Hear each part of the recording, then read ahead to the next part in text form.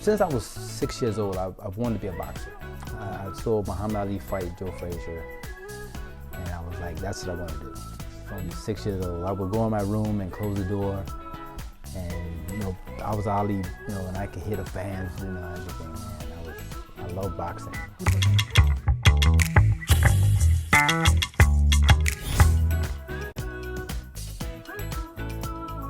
Rick, I want to thank you for taking this time to be on the podcast. I've heard about you, in my time being here, because you said you came here in 86? 86. 86.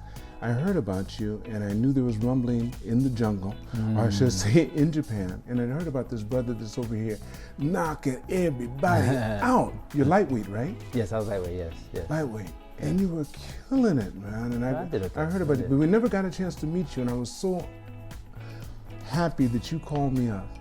You contacted me through a mutual friend, right? Preston, shout out to you, Preston. I did it. I have him on the podcast. He's been telling me about you. He said, get this brother out here. He's got his own gymnasium. He's fantastic, a good man. And I can see that in your eyes. No, thank you very much. Thank you. Anyway, where were you born, Preston? I'm saying Preston. See, Preston, you got me calling him Preston. Where were you born, Rick? I was born in New York City, in Bronx, New York. All right. Yeah. And you grew up there until? Well, we were there until I was 6. Okay. And then we went to the Virgin Islands. It was supposed to be a two-week vacation, I thought. But next thing you know, I was enrolling in school and getting uniforms and stuff like that. Which island? St. Croix. St. Croix. Yeah. I told you I used to go there yes. when I was stationed in Puerto Rico. We used to fly over to St. Croix, St. Kitts, St. Martin. We did everything, and I also went to Haiti. Okay. I flew over to Haiti. Okay. Since I'm over doing that area, I went over to Haiti once. That was the closest I've been to Africa, because that's what it felt like when I landed. Yeah. Have you ever been to Haiti? No, never been to Haiti. Okay. No. So St. Croix. Yes. We grew up there. I grew up there for. I was there a total of about 7 years. 7 years. Yeah. And you had 7 years only? Yeah. Well, yes, 7 years. From what age? Well, I went there when I was 6. Mm-hmm. Then we went to live in Chicago. My brother and I went to Chicago with my stepfather's sister, and we went to St. Croix. My mother was trying to get away from my stepfather, basically, right? Because he was. Wait. Your mother was trying to get away. Wait. Hold on. Now your original father. Okay. So yeah. Okay. Now they got divorced when I was. Gosh, I must have been probably about 2. So you don't remember your father? Yeah. Oh, I know my father. Okay. Yeah, he was always around. Okay, he was always around. I know him and stuff. And but then she married my stepfather, and I guess they weren't getting along well. And then we went to St. Croix, and it was supposed to be for a 2-week vacation, but then we ended up staying there. And then he came down to St. Croix, and then we went to live with his sister. Okay. And her kids, and they're my cousins. Man, we bonded, and I love them like blood. And still close. Yeah, we're still close to this day. Right, yeah. Right. Is your mother from St. Croix? No. Actually, no one was from St. Croix. From St. Croix, no. Where's your mother from? Where was she born? She was born in New York City. Yeah. New York City too. Yeah, New York. Okay. Yeah, but my grandfathers go back to Barbados. To Barbados. Okay. Yeah, so they that's go where back to you originally Barbados. came, right. That's where they came from. But no one was from St. Croix. But I had an uncle who was living there, and we went down and visited him, and that's where we ended up staying. Yeah. So you have 2 brothers. You have an older brother? Yes, 2 brothers. Yes. He's 3 years older than you. Yes. And then you have a younger brother. And that's Keith. Yeah, he's younger than me. All right. Yeah. Are you too close with your brothers? I love them. Yeah, they're my brothers. Yeah. All right. Yeah, we talk all the time. In every sense. Yeah, we talk all the time, man. Yeah. Right. Do they have kids? Yes. My older brother has about 4 kids. Okay. And my younger brother has 3. Okay. And you have? And I have 2. 2. Okay. Yeah. All right. Are they all about the same age, or your older? My both brothers' kids are about the same. My oldest daughter is 24, and my youngest daughter is 8. Okay. Yeah, so she keeps me young. All right. Yeah. She's your sweetheart. Yeah. Oh, that's good. That's I love them both. They're both my sweethearts, man. That's good. That's good. They're both here in Japan? No, my oldest daughter's she's in Louisiana right now, going to school. Yeah, that's where my father's from. You have so many similarities here. My father's from Sweetport. Oh, okay. Yeah. She's going to med school and she wants to become she wants to become a doctor. A doctor, okay. What kind of doctor? She hasn't decided yet. Okay. She said she won't decide that until like the last year of school. Then that comes out. Then she starts to decide which way she wants to go. All right. Yeah, but she's doing good. She's trying. So you call her how many times a day? Well, not how many times a day, but I do call her a lot. I'm sure you do. I call her a lot, and we make talk sure everything's and, okay. Yeah. I'm always worried about her and making sure she, wondering how she's doing. And well, give her a shout out, man. Hey, Yodi, Yodi Roberts, I love you. I love you. All right. And your youngest one? So and Momoko. Yeah, and I love her too. I love you too, Momoko. All right, that's good. Yeah, that's good. Hey, man. So tell me, so you growing up in New York. Well, I mean, you were in St. Croix first, so then you came back to New York? No, so went to St. Croix, okay. And then stayed there, then went to Chicago and lived there for 2 years, okay. With my stepfather's sisters and my cousins. And then we went back to St. Croix. My brother and I went back to St. Croix, and we stayed there until I was, I think I was 13 or 14. Who'd you stay with then? My mother was still there. Okay. My mother was still there. And she didn't come with you when you went with your stepfather? Wait. No. So I went to live with my stepfather's sister. Oh, I see. Right. For so 2 your years. Stepfather and your mother were staying there? They were still in St. Croix. Okay. Yeah. And then I flew back, and my brother and I flew back, and then I guess they broke up, and then we ended up staying in St. Croix, and then when I was about 13 or 14, we moved back to New York, and then I went back to St. Croix again to live with my uncle, who was there, who initially was there, and stayed with him for another 2 years. So yes, so when I finally came back to New York City, I was 16. 16. Yeah. All right. So then, what was it like then? Were you thinking about college or?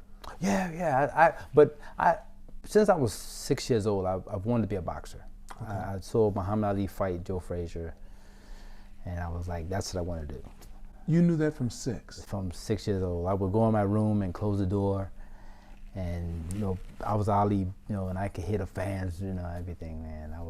I love boxing. What about your brothers? My brother wanted to be a cook. This is the oldest brother? Yeah, he wanted to be a cook. Okay. And my younger brother, I wasn't sure exactly what he wanted to be because I didn't really meet him until I was older. Okay. Much older, but my brother wanted to be a cook. Did he become a cook? Oh, yeah, he worked in a few restaurants growing up. He's not a cook now. Okay. Yeah, but that's one of the things that kind of got me going with boxing, because we were with my uncle and we were talking, and he asked us, he said, what do you want to be when you grow up? And he asked my brother and I, my older brother and I. How old were you at that time? I was about 11 years old at that time. And my brother says, I want to be a cook. And he was like, oh, that's good. He said, Rick, what do you want to be? I want to be a boxer. A boxer? And he's like, why don't you be a singer, man? You're too skinny to be a boxer.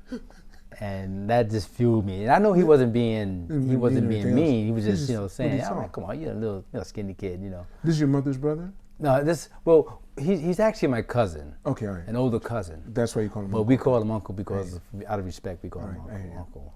Uncle Jose.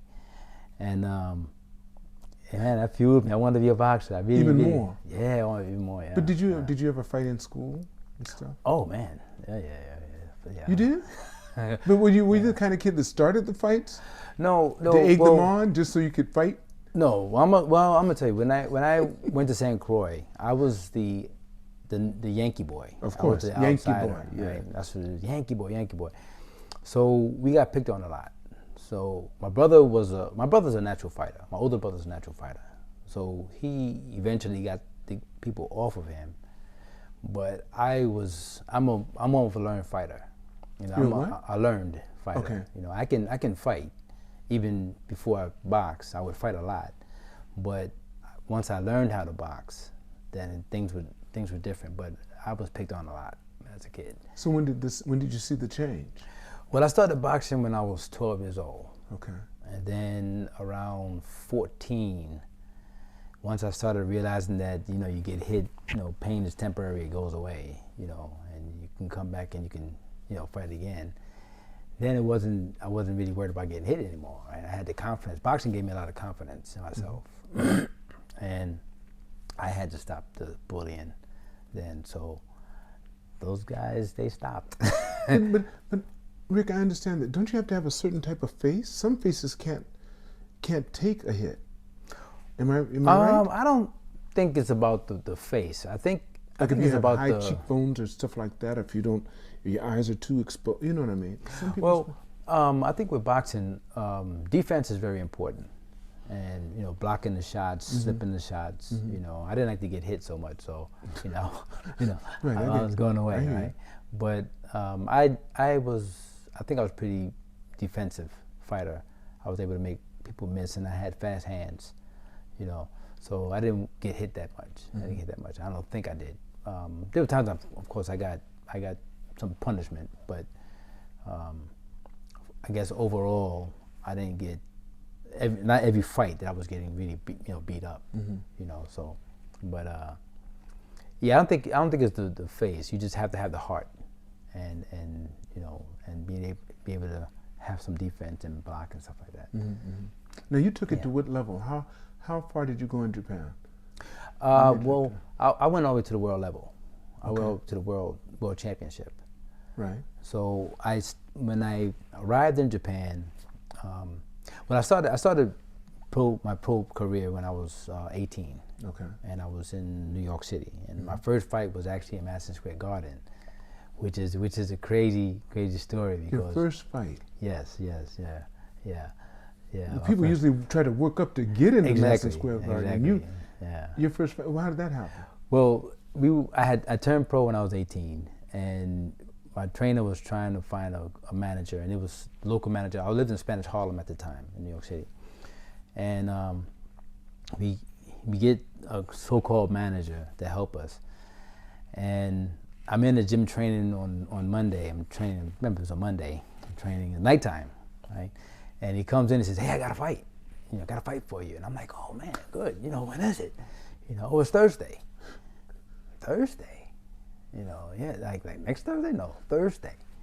And I'm like, "Oh man." So I had to get ready for a fight on, you know, 3 day notice. You know, yeah, right. And then it's my first fight, and then I'm like, "Well, where's it gonna be?" "Oh, it's gonna be in the Garden." In the Garden? Oh man. So what it was Marvin Hagler was fighting Roberto Duran in Vegas, and they were doing a TV telecast on TV, and I guess with the time difference, they had a fight card, you know, a bunch of fights in the Garden, and if there was a time span in between, then I would go on. So to fight, you didn't know who you were going to fight. Well, I knew. What probably happened was there was an opponent for a person. They got injured or canceled, and then they needed somebody to fill in. So I was called. Okay. So I go on a fight. Mike Dominguez was his name, and I go to get ready to fight him, and we meet up. My trainer and I meet up the day of the fight. We're driving down to the Garden, and it's pouring down raining. I mean, pouring down. I got his windshield wipers stopped working, and we got to get out, you know, and try to, you know, make sure we could see and stuff like that. And we finally get to the Garden. We can't get there late, but we got there.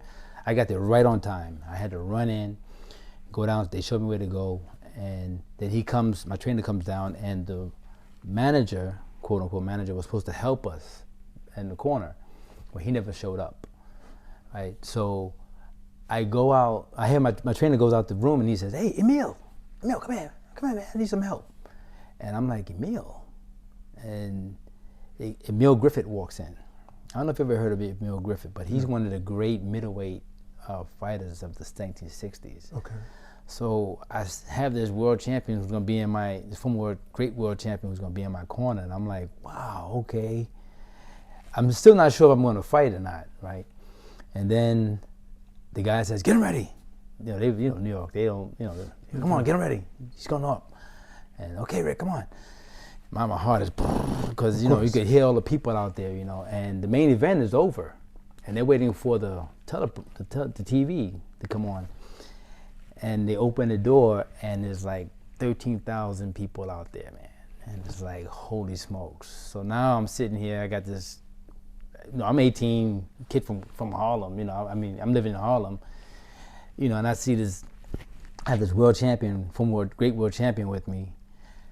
and there's 13,000 people. I'm in the garden, you know, and it's like, oh, wow, this is just like surreal. This is crazy. And then I look in the ring, and Tony Perez is the referee. And Tony Perez was one of the referees, great referees you see on TV all the time. And I'm like, holy smoke, this is just crazy. But we boxed, and I lost a 4-round decision. You lost, but you didn't get knocked out. I didn't get knocked out. And you didn't get knocked out. Okay. Yeah. Do you think that you when it was over, did you think that you'd maybe won? No. He got me. Oh, you knew he had you. He got me because I almost got him in the first round, but then the second round he almost got me. Okay. He almost knocked me out in the second round. Right, then, okay. but the third and fourth, I thought he won. Okay. You know, a boxer usually knows when. He knows when he knows I think so. wins. Yeah, that's why I was asking because you said it was a decision. So I was thinking maybe you thought you won and they didn't think so, just on points. No, it was, I think he won. Okay. And then I had another fight after that, and then I joined the military. And, why? Well, I was tired of New York City. I think I got tired because, well, I was going to college. I was going to college, right? And actually, I'd stopped college and I was working in a bank, and it was getting to be like, you know, at nighttime, you know, you hear bang, bang, bang, bang, bang, you know, the gunshots, and you know, and then I was coming home one day, and there was a guy laid out in the street, and people were around him, and he had OD'd, right? And I'm just sitting there, you know, in New York, people just, you know, we see this all the time. So we you know, you're looking at this, and they brought him back. They got him back. Okay. And then they took him to the hospital, and when that happened, I was like, man, I'm tired. And my father, before he passed away, he was telling me to go into the military. Why don't you just go into the military? This is your biological father? My biological father was just saying, why don't you just go into the military, and you know, Had he been in? Yeah, he did the army. He was in the army during the Vietnam War. Okay, so he's my age. Yeah, so he was like, you know, just go on the service. He didn't tell me which one. He said, just go on the service, you know, and he was telling me that like over the year, 1985, he was telling me that, and then he died, you know. So I said, okay, I'm going to go into the military. So I joined the military, and then my first assignment. I always say my lucky number is 3.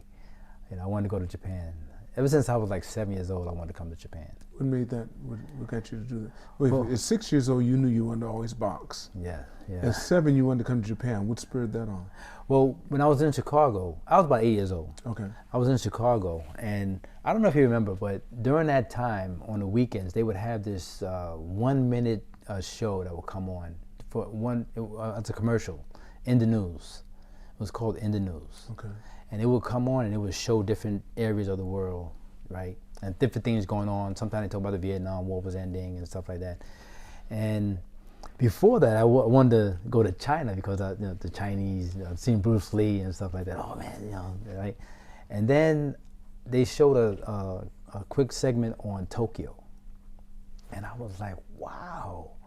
I thought it was like the kung fu movies where they wearing the old clothes and stuff like that. Exactly. Well, people wearing suits and walking around like it was, you know, and I was like, wow, I want to go there. And I remember seeing that show, and I remember that time, you know. So I've always wanted to come to Tokyo, to Japan. And when I finally joined the military, I put it down as number 3. That's my favorite number, right? And actually, it came up. I was like, wow, okay, I got it. Your first place? The first was Misawa, Misawa Air Force Base. Right out of basic training? Right out of tech school, basically. Could go. Oh, so you were in basic training. Where'd you do your tech school? In Lowry. In Lowry? Yeah. Okay, what did you do in the Air Force? At that time, I was supply. Supply, okay. So you went from Lackland to Lowry? Yes. And then from Lowry straight to Misawa? To Misawa, yeah. Wow. Yeah. And when I landed in Misawa, you know, they send you your sponsors, you know, come over and help you, and people from the office come and pick you up and stuff like that. The guys who came to pick me up, they came, hey, you know, how you doing? You know, got any questions about Japan? First question I asked was, do you have boxing here? That was still right. And they started smiling. They were like, okay, we're gonna take you to see Carlos. Well, Carlos Elliott at that time was the welterweight champion of Japan, but then he had had vacated that championship, and he was the junior middleweight champion of the Orient, right? So, and he worked right. We go to the shop all the time, every day. He was that close to the guys in the shop, and they took me over there, and we met, and he took me to the gym, and then I started training, and then there was a former world champion here now, a world champion. At that time he was world champion, Hamida. I can't think of his first name, but he had won. He was the world champion, and he was getting ready to defend his championship against Ronnie Shields. And they said, hey, we need somebody to spar, because they could see I could outbox, right? And they were like, why don't you go down to Tokyo and spar? Sure, man. And we go down. I go down to Tokyo. Came down to Tokyo. We sparred 4 days, and I did pretty well, right? I thought I just did okay, right? And then the last sparring, all of the media was there, because he was getting ready for this defense, and all of the media was there. And after we sparred, they all came, and they were talking to me about, hey, where you from? What happened? Have you boxed before? Blah blah blah blah. And it was a little bit overwhelming for me, So I went back to Misawa, and I was like, I went back to the gym in Hachinohe. I was back to the Hachinohe Taken Boxing Gym, and I said, hey man, I'm gonna sit this out for a little while. I just enjoy Japan. So it was just too overwhelming for me at that time.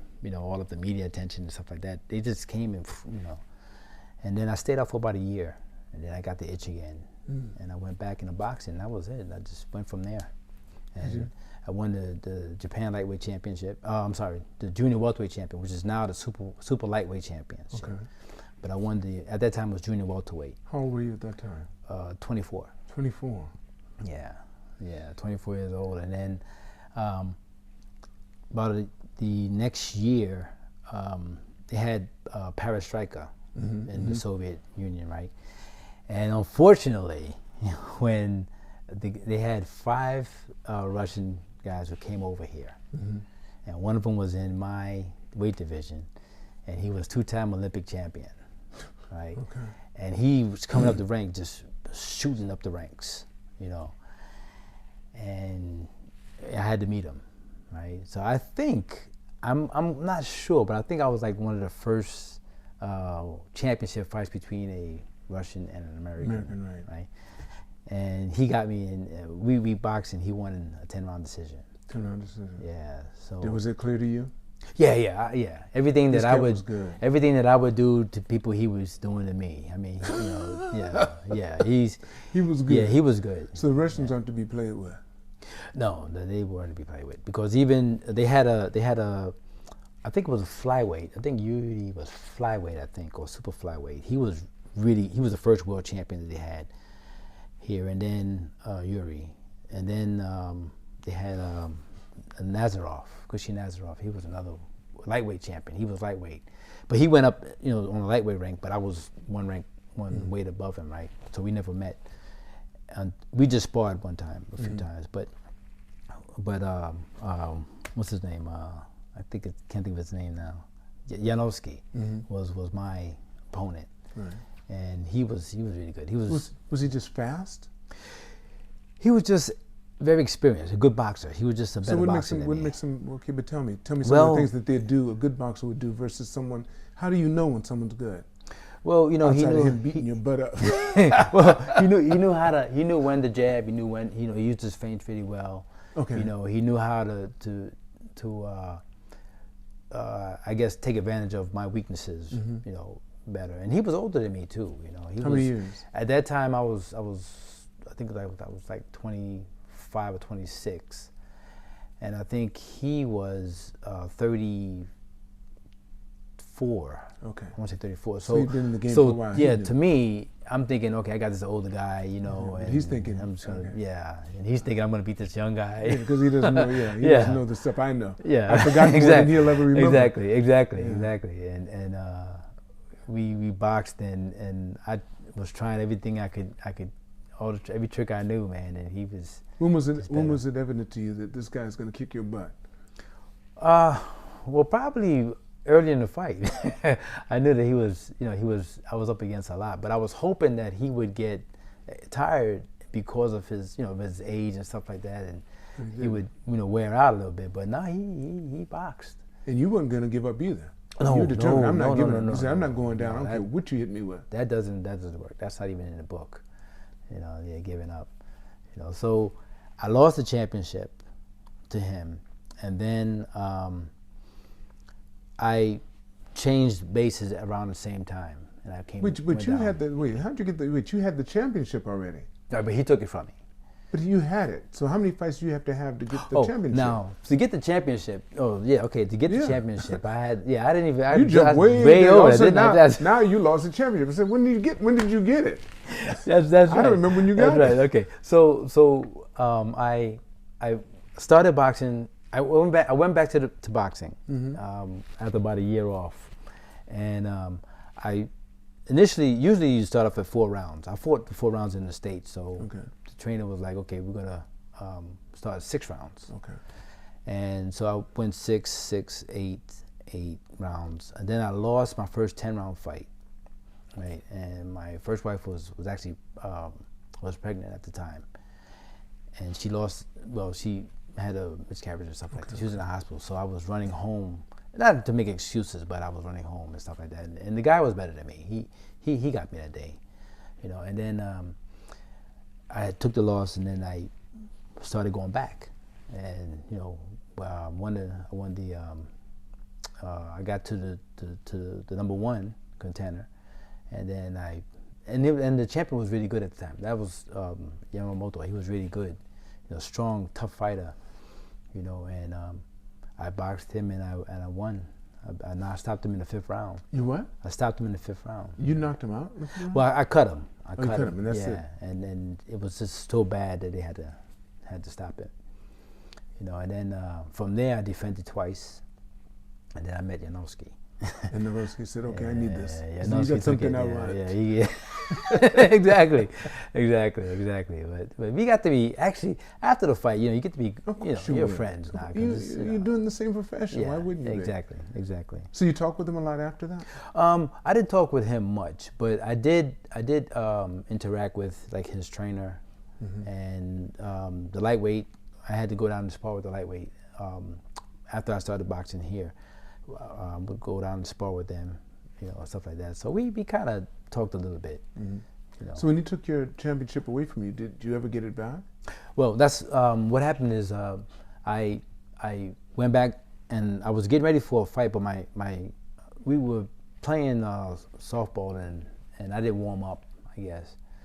Throwing the ball hard, and my shoulder started to sublex, right? So basically it would come out, and I would be stuck, but then I could get it back in. Kind of like Mel Gibson, yes, and Lethal Weapon, like that. And that's really how it feels, because you don't know when it's going to happen. When it's going to lock. When it's going to lock, right? And so that started happening to me. And then I had to cancel my next fight. And then I got the orders to Yokota. And I came down to Yokota, and on my way home on leave, and I looked at the base, and the base was pretty old.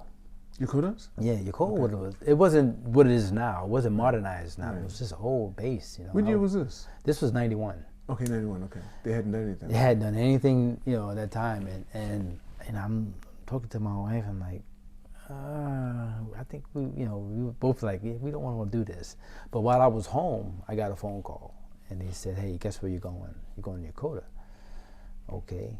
So then I went to Yokota, and we found the gym, Ishikawa gym, and I went there and started boxing there. And then he wanted me to go down a weight. He said, "I think you'd be better off as a lightweight instead of a super lightweight." So I went down to lightweight, and that was probably the best thing that he's done. So what happened? What happened from there? Well, after that, I fought and got to the championship, but my shoulder is still bad. Okay, it's still locking. It's still locking. So during the fight ever? Oh yeah. So you just eventually when they talk about poker face, I always tell my fighters about having a poker face, right? Because in the middle of throwing a punch, it goes out, and I can't go like that. You got to keep it. Yeah, I got to keep it, quiet as best I can, right? So I'm, and I just go back to boxing, Mm-hmm. but it would be out. It would just. And you keep on boxing with it out. Yeah, I can get it back right. in, but then after that, it's painful. It starts to swell and and whatnot. For the championship, I actually won, basically using my left hand, because once I realized my shoulder was bad, then I started using just my left. And he thought you were just messing with him. Oh yeah. And trying to avoid the right. I mean, until from like the time that happened after I lost the initial championship, and then when I came down here, from '91 to '94, I boxed with just my left hand, except throwing uppercuts. Right. Okay. And then I won the championship in '91. And then my first defense, I lost it again, and that was like my worst loss. It was a TKO loss. I mean, and me and the guy Sakamoto, we're really good friends now, actually. But he got me that day. He must have known that your left arm was. I think at that time people knew something was wrong. Yeah, something was wrong, but we had a really good fight, and then in the 8th round, he caught me a good shot, and I went down. Got back up, and then caught me again. I went down again, and then I was trying to get through the round. I got through the 8th round, but then on the 9th round, I just didn't have it anymore, and the referee stopped it, and that was a good thing. I'm glad the referee stopped it. So then once that happened, when I had to go back to the drawing board, and then we started going back up again, trying to get back. I got the shoulder fixed. I got an operation on it. Got it fixed. And then I won the championship back, and I made a promise to myself. I said, once I win this, I'm not going to lose it. So you retired? No. Oh, no. That's one way to keep it. No. What'd you do? I defended it. For how many years? For 5 years. Yeah, 5 years? Well, almost 6 years. Did anybody take it away? No. I had to give it away. I had to give it back. Yeah, I defended 22 times. Cool. Yeah. How old were you when you gave it back? I was 35 when I gave it up. So you by that next time after you got your shoulder fixed, you were able to box with both arms and good. Yeah, but it took me about 10 fights to actually use the right hand, because I was just so scared of using it. It hurt it again. Yeah, and even this is something that's going to last me forever, because even now my range of motion is bad, and it pains me a lot. A lot of the reporters would ask me, they say, why do you continue boxing if you're not, you're gaijin, you're boxing and defending, but you're not getting close to the championship. You don't have the sponsors and stuff like that. So I may have 1% chance of getting this world championship. I'm going to go for it. I said, but if I quit, I have 0%. Right, that's right. So they would, okay, yeah, I understand. So I'd say, hey, I want this until I can't go no more. So when did you get it? So I defended for the 22nd time, and the 21st time was really a big number, because the 20 was the number, and was the record. And then once I got the 21st number, that was a huge fight, And then went back. I was actually, I had went to right after I defended, I was gonna leave to go PCS, to go to. This is all you've done. All this while you were still in the military. I was still in the military. Yes. And they allow you to do both. Yes. Huh. Yeah. But not you don't say that you're military when you do. Wait. No. I just had to, the base would come down, and they would cheer me on, and I usually have about 90 guys from the base. But you're getting paid to box too, right? Yeah. It's a part-time job. But was it making more than your military job? No, I wouldn't really. Okay, you weren't. Okay. All right. I don't think so. Okay, you don't think so. Yeah. So you're doing both, but most of the people in the boxing world didn't know you were military. Oh yeah, everybody knew I was. Oh, everyone knew you were military. Yeah, okay. they all knew I was military. Yeah. So I actually, it was hard. It was hard doing that, because I had to work. We had to do exercises at times. Sometimes, right. So it was 12 hours of work, go home, go to the gym. So, you know, I got to give a lot of props to my ex-wife, because she was very, very supportive. You know, very, I mean, if like, it wasn't for her, I probably wouldn't be there where I was, right? Because, like I say, I would work during the day, you know, and then we had exercises or whatever. I had to go home, change, you know, go to the gym, work, you know, 2-3 hours at the gym, come home, sleep, go back to work the next day. You know, so it was you know, it wasn't easy. You needed somebody in your corner. Yeah, and she was there. She was there. That's good. That's good. I got to the 21st defense. They transferred me to, they PCS me to Herbert Field. Which is where? In Florida. Oh, Florida. Okay. Yeah, and I while I defended, I really was not supposed to do that, because I was Japanese champion. You can't go to the States. Okay. Right? So I went to the States, TDY, Gotcha. to the States. But somehow people knew. I don't know how they found out. But somehow the boxing commission knew and everything. And they took your stuff away? They were going to. They said, okay, we'll give you one more chance to come back over here, defend, then you got to give it away. Right? Oh, so and that's what happened. Right, so I came back and I defended one more time. And I Which was made 22? 22 defenses, yeah. Jeez. And you won that last one too? Oh, yeah. I defended 22 times. And then right at that time, I had Hatakayama Takanori. He was going to fight, defend his world championship. He was Japanese here.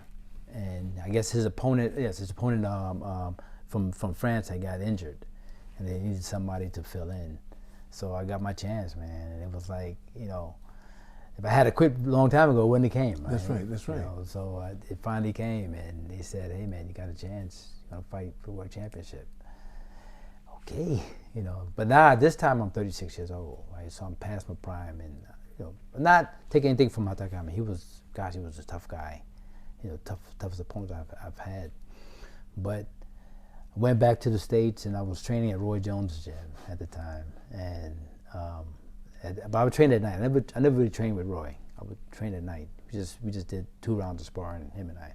But I was training at his gym, and we, you know, getting ready for the fight, and came back over here and fought for the world championship. And in the 9th round, it was getting, you know, he was coming on, you know, but my strategy was to hit, you know, and then grab, you know, so he cannot return, right, or to get away from him, to get away, but they knew that I would do that, right? So they were, before the fight, I think his corner was like, yo, you gotta tell Rick not to, you know, don't be grabbing and stuff like that, you know, let us fight.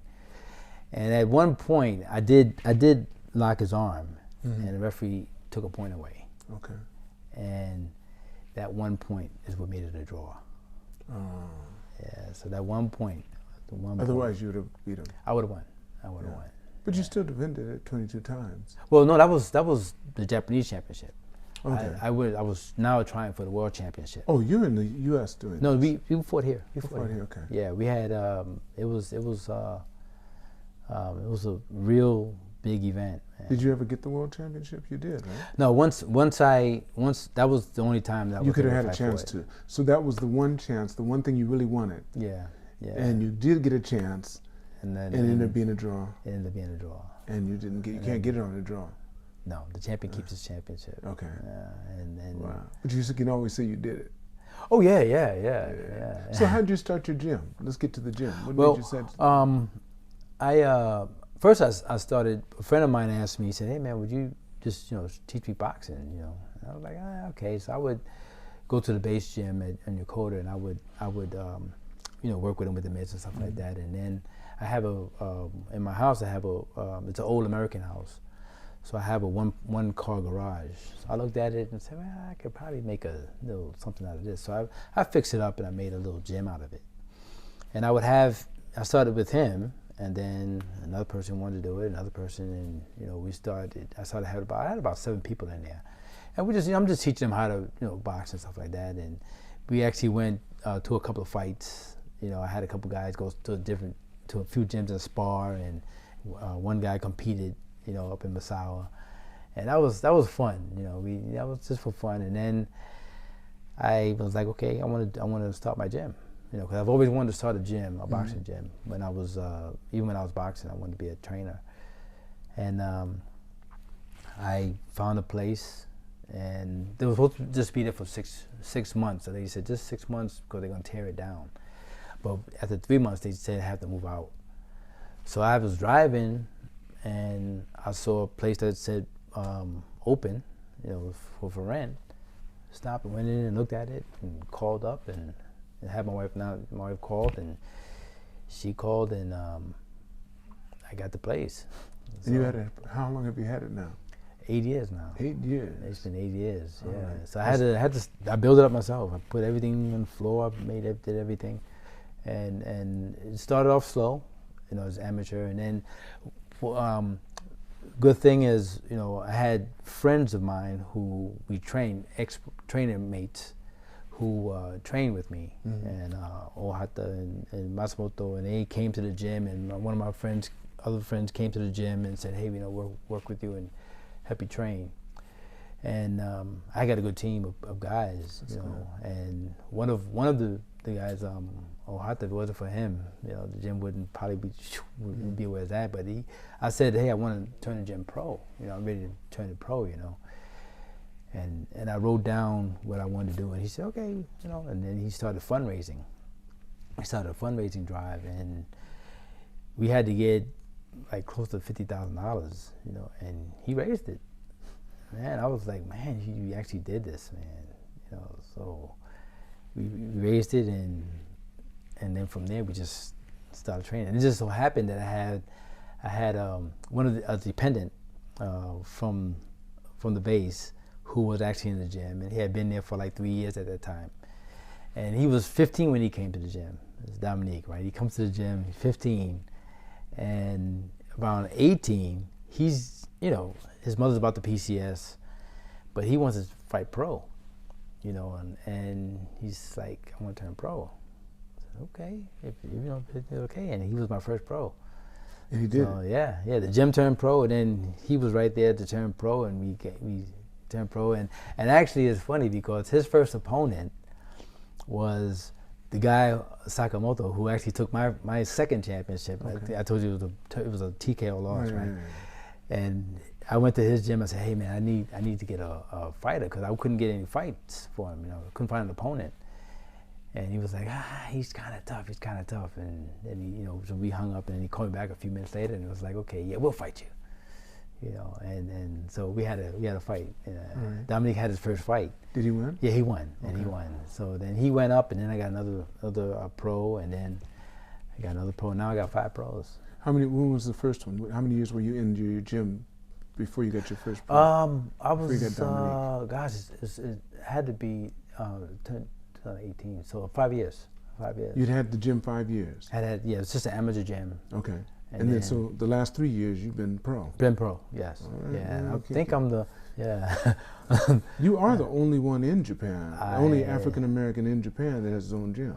Well, actually, is that wrong? there's another trainer, Naito, and he was born here. If you really wanted to get technical about it, his father's probably African-American, but mother's Japanese. Japanese. Okay, I hear. Yeah. And he's been doing it longer than you? Oh yeah, he's been long. Yeah, he's actually been like a mentor to me I hear you. Okay. At some point. Oh, he's the second. Yeah. You're the second African-American. There's only 2. There's only 2 in all of Japan. So if I want to be the first, I can see the first ex-military brother. There you go. Ex-military, but there you go. There you go. Yeah. That's good. That's nice. What are your plans for the future then? Well, my goal is world champion. You know, that's my dream. For you? Well, I want to make a world champion. Okay, you're done. I'm done. Okay, that's what I thought. Okay. That's why I said that. No, you still. But that for you, it's still vanity makes you think. Yeah, no, I've had so long. I'm the same way. So you want to make the world champion? That's I want a world champion. Oh, you do. Oh, yeah. You do that without doubt. You know, Dominique was. He went to the. They have every year. They have a what they call a Sinjin-O, the New Boys tournament. And he actually went to the championship, but he lost the East Japan championship. But you fight the East Japan you fight for the East Japan Championship, and if you win, then you fight the Western Japanese champion, and then for the All Japan. And he went up. We actually made it to the East Japan Championship, and then he just wasn't able to win. Well, his mother wasn't here though. His mother had left. And she had left. PCS, she had left in PCS. So how old is he? So he's 21 now. Oh, so he had his own place. He's doing his own he was doing his own thing. But he's now going to join the military. He's going to join the military. Okay. Yeah, so hopefully he'll get stationed back here. You can take him all the way. Yeah. Nice. He's a good kid. But I have some other kids too. Other good boxers and some up and coming boxers. Right. So in my gym we do Zumba, and I call it punch beat boxing. Okay. It's like a punching routine. Okay. So we do that, and we have boxing. All right. Yeah. All right. What would you like to end this podcast with? Well, of course, please come to the gym. Yeah, there you go. The gym is actually we're gonna start. We'll put all that up so they'll see how to get to your gym.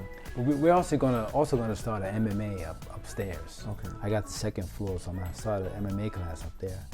Hopefully next month it's gonna start. So hopefully guys will come in. They work for that. So if you're interested in MMA, please come. But it'd be boxing on the bottom, MMA upstairs, and hopefully from there the gym will just get bigger and bigger. No doubt. That's what I want, and hopefully, like I said, we'll get a world champion one day. You will. I'm gonna do my best to do that. I would like to get a world champion from that area of Fussa, because I lived in Fussa for over 25 years. Mm-hmm. So you want to be a local guy. You want to bring somebody in. I like to pull some kids in. That would be somebody from that area. Would be great. Yeah. But so please come to the gym. All right. Rick, thank you so much again for doing this.